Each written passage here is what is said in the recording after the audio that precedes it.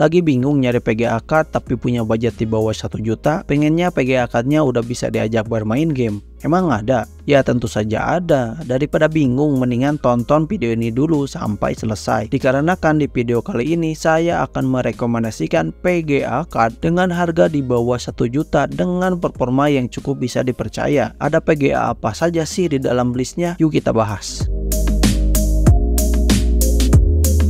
Sebelum masuk ke videonya, disclaimer dulu. PGA card dalam list ini adalah PGA card dengan harga update terbaru bulan ini, yaitu bulan Oktober 2023. Yang mau link pembeliannya nanti saya taruh di deskripsi. Untuk PGA card yang pertama yang memiliki harga di bawah 1 juta yaitu PGA card dari AMD, yaitu RX 550. PGA card ini lahir pada tahun 2017 dengan base clocknya yang berada di angka 1100 MHz dengan besar memori 2 GB atau 4 GB 128-bit GDDR5. PGA card RX 550 ini memiliki bandwidth 112 Gbps dengan TDP yang cukup rendah, yaitu 50 Watt tanpa pin power, dan minimum PSU yang dipakai yaitu 400 Watt. PGA card RX 550 ini menjadi salah satu PGA card musuh dari PLN, karena PGA card ini sangat hemat daya karena tidak memakai power pin. Karena tidak memakai power pin, jadi kalian bisa memakai PSU yang tidak terlalu bagus untuk PGA card ini. Untuk performa yang ditawarkan RX 550 ini berada di atas PGA card GT 1030 dari Nvidia, tapi masih kalah saing dengan GTX 750 Ti dari Nvidia. Jadi bisa dikatakan performa dari RX 550 ini cocok digunakan untuk sehari-hari dengan penggunaan game-game ringan saja. Untuk harga dari PGA card RX 550 ini berada di harga 600.000 sampai 700.000 untuk harga bekas di bulan Oktober 2023. PGA card selanjutnya yaitu Roches Plank atau GTX 750 Ti dari Nvidia. PGA card ini rilis pada tahun 2014. Meskipun cukup lawas dan masih memakai DirectX 11, tetapi PGA card ini memiliki reputasi yang cukup bagus di kalangan para gamers. PGA card ini memiliki base clock di angka 1020 MHz dengan memori 2 GB atau 4 GB 128-bit GDDR5. PGA card GTX 750 Ti ini memiliki kecepatan bandwidth 86 Gbps dan TDP yang diperlukan cukup rendah, berada di angka 60 Watt saja. GTX 750 Ti memiliki dua varian, yaitu ada yang menggunakan 1x6 power pin dan ada juga yang versi hemat daya tanpa menggunakan power pin. Untuk minimal PSU yang digunakan yaitu sebesar 450 Watt saja. GTX 750 Ti ini memiliki harga yang cukup stabil di beberapa tahun terakhir dengan dibarengi reputasi yang cukup baik di kalangan para gamer. Meskipun agak lawas, tapi performa yang ditawarkan PGA card ini cukup bisa diandalkan dan mampu memainkan game yang cukup berat meskipun harus sedikit mengorbankan resolusi saat bermain game. Kelebihan lain yang dimiliki GTX 750 Ti yaitu cukup hemat daya dan juga bisa dibilang adem saat bermain game. Kekurangan dari PGA card ini masih menggunakan DirectX 11. Untuk harga dari PGA card GTX 750 Ti berada di angka 700.000 sampai 900.000 dengan harga bekas di tahun 2023. PGA card selanjutnya yaitu PGA card dari AMD, yaitu RX 560. PGA card yang satu ini rilis pada tahun 2017 dengan memiliki base clock di angka 1175 MHz dengan besar memori 2 GB atau 4 GB dengan 128-bit GDDR5 dan memiliki kecepatan bandwidth berada di angka 112 Gbps. Untuk TDP yang diperlukan oleh PGA card ini sebesar 75 Watt saja. PGA card RX 560 ini memerlukan 1x6 power pin untuk powernya, dan ada juga varian yang lebih irit daya tanpa menggunakan power pin tambahan. Untuk minimal power supply yang dipakai yaitu 450 Watt. PGA card yang satu ini memiliki performa yang cukup oke bila dibandingkan dengan pesaingnya. PGA card RX 560 ini memiliki performa yang mirip-mirip dengan GTX 950 dari Nvidia. Dengan besar memori 4 GB, PGA card yang satu ini cocok untuk diajak bermain game-game ringan dengan kualitas gambar yang cukup oke. Untuk harga dari PGA card RX 560 ini berada di harga 600.000 sampai 800.000 dengan harga bekas di bulan Oktober 2023.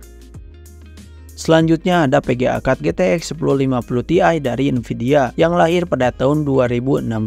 PGA card ini memiliki base clock di angka 1291 MHz dengan besar memori 4GB 128-bit dengan tipe memori GDDR5. PGA card GTX 1050 Ti ini memiliki kecepatan bandwidth yang berada di angka 112 Gbps dengan TDP yang diperlukan sebesar 75 Watt dan minimum PSU yang diperlukan yaitu sebesar 450 Watt saja. PGA card yang satu ini termasuk PGA card kelas menengah yang cukup populer pada zaman kejayaannya. Untuk performa yang ditawarkan cukup bisa diandalkan untuk bermain game, meskipun masih cukup ngos-ngosan untuk bermain game di resolusi 1080p. PGA card yang satu ini lebih cocok bermain game di resolusi 900p saja. Untuk bentuk dari PGA card GTX 1050 Ti ini cukup bervariasi, ada yang minimalis dan ada juga yang bongsor. Jika kalian memiliki minat untuk merakit mini PC, PGA card GTX 1050 Ti ini bisa menjadi pilihan PGA card kalian karena bentuknya ada yang minimalis. PGA card GTX 1050 Ti ini termasuk PGA card musuh PLN. Meskipun memiliki performa yang cukup tinggi, tapi konsumsi dayanya cukup rendah. Harga dari PGA card GTX 1050 Ti ini berada di harga 800.000 sampai 1 juta dengan harga bekas di tahun 2023.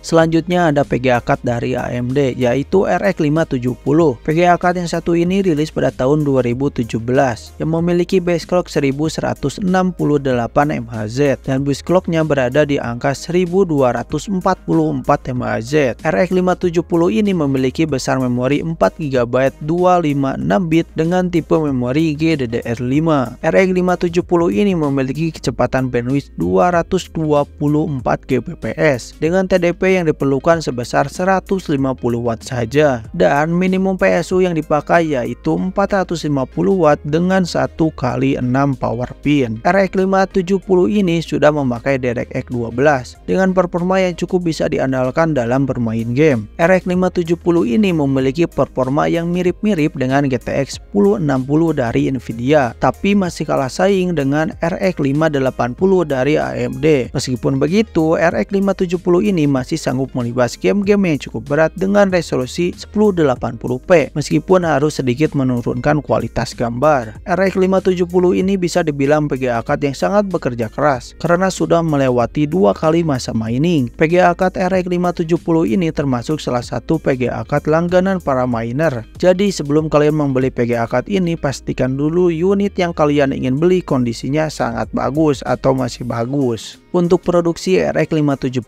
ini sudah discontinue, jadi tidak ada lagi produk barunya di pasaran. Untuk harga dari PGA card RX 570 ini berada di harga 600.000 sampai 800.000 dengan kondisi bekas di bulan Oktober 2023. Selanjutnya ada PGA card RX 580 dari AMD. PGA card RX 580 ini rilis pada tahun 2017 sama dengan kakaknya RX 570.